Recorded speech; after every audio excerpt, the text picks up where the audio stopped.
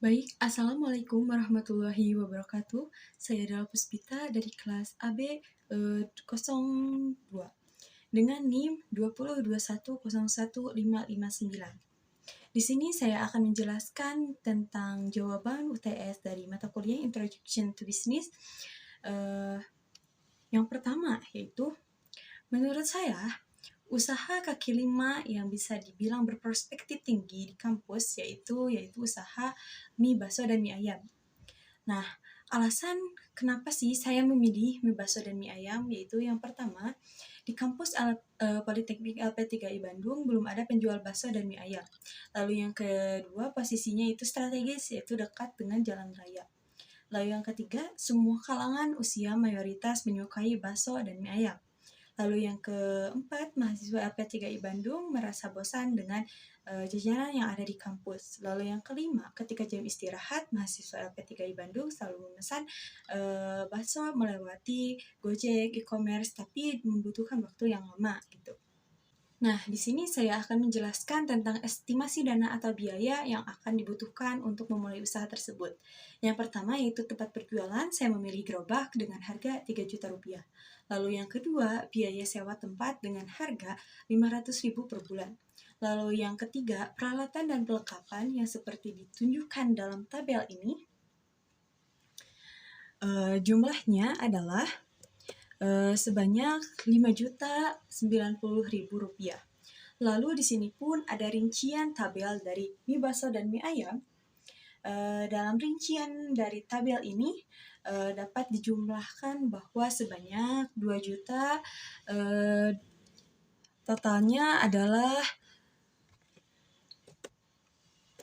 2.942.000 rupiah. Lalu di sini pun ada biaya promosi. Biaya promosi yang saya akan gunakan yaitu menggunakan banner dan jumlah 3 buah dengan harga satu buahnya itu 60.000 dengan ukuran 3 x 2 meter.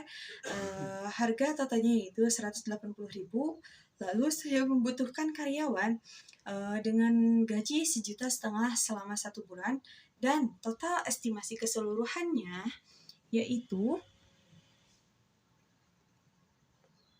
dapat dilihat dari tabel ini, yang dari tempat berjualan, biaya sewa, biaya perlengkapan, biaya bahan baku, biaya promosi, dan biaya pegawai dapat diakumulasikan gitu, bahwa harga totalnya 13.212.000 rupiah. Nah, lalu di sini pun dapat disimpulkan bahwa saya akan menjual satu porsi mie bakso 13.000 rupiah, lalu satu porsi mie ayam seharga 16.000 rupiah. Dengan modal yang lumayan besar dalam keadaan saya akan meminjam uang tersebut ke bank gitu.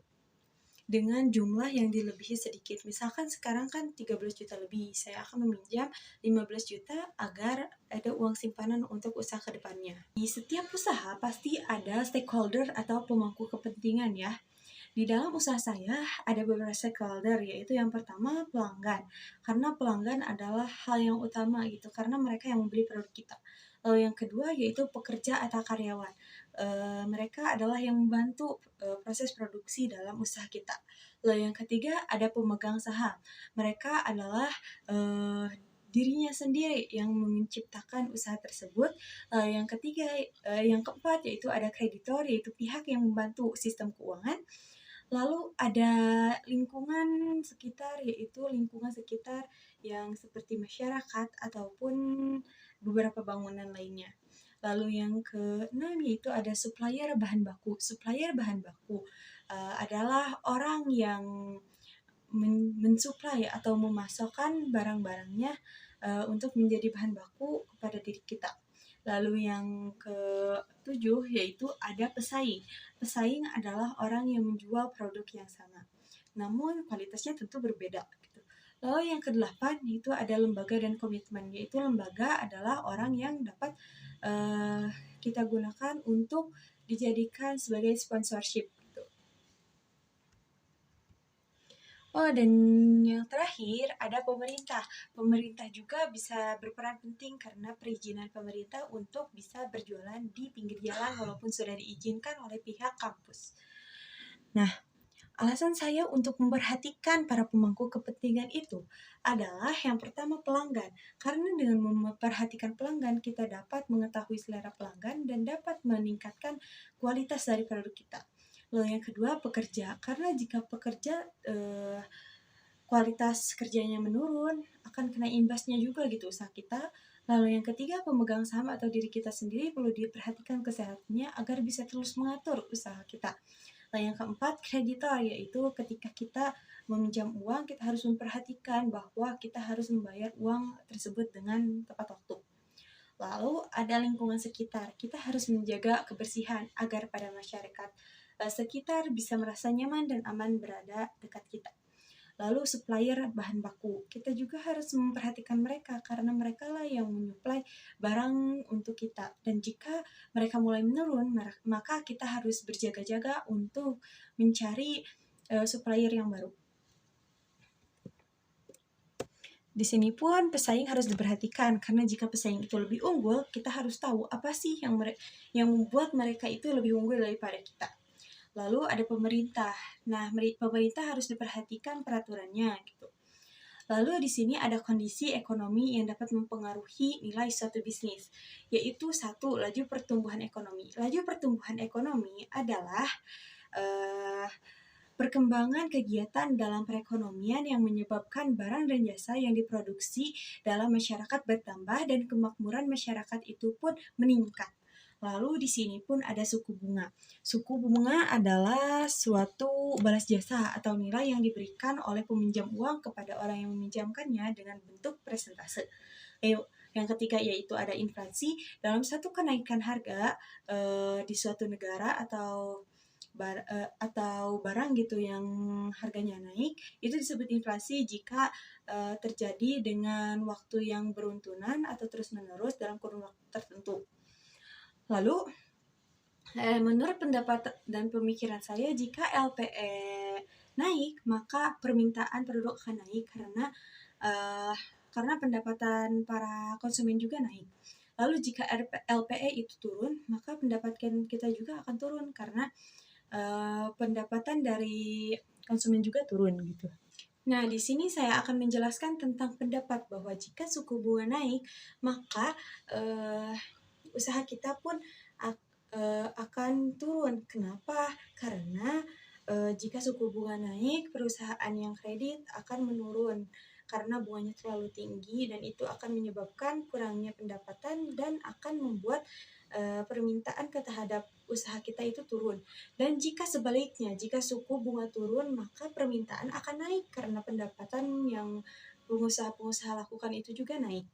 Nah, lalu di sini ada yang ketiga, yaitu jika inflasi naik atau inflasi turun. Jika inflasi naik, maka usaha kita pun akan menurun gitu pendapatannya karena harga bahan pokok itu meningkat dan pembeli pun akan mengurang. Lalu jika inflasi turun atau disebut dengan deflasi gitu, akan membuat permintaan kepada usaha kita itu naik karena bahan pokok itu kan turun harganya, sedangkan pendapatan para konsumen itu tetap, jadi mereka akan mendapat sisa dan akan menjadi naik gitu kepada usaha kita pemesanannya. Lalu di sini proses apa sih yang harus kita lakukan untuk membangun usaha kaki lima itu? Yang pertama, kita harus memunculkan ide dulu, yaitu saya akan membuat mie bakso dan mie ayam. Lalu yang kedua yaitu menyiapkan modal dengan perhitungan, menentukan tempat jualannya mau di mana, mau menggunakan alat apa, lalu memperhitungkan gaji karyawannya, lalu menentukan harga dari setiap bahan bakunya, lalu menentukan harga dari peralatannya, lalu membuat resep yang baik dan enak dan bahkan tidak ada bandingannya gitu enaknya. Lalu kita setelah menyediakan tempat, kita harus mendesainnya dengan senyaman mungkin sehingga para pelanggan pun merasa nyaman ketika sedang jajan di warung kita.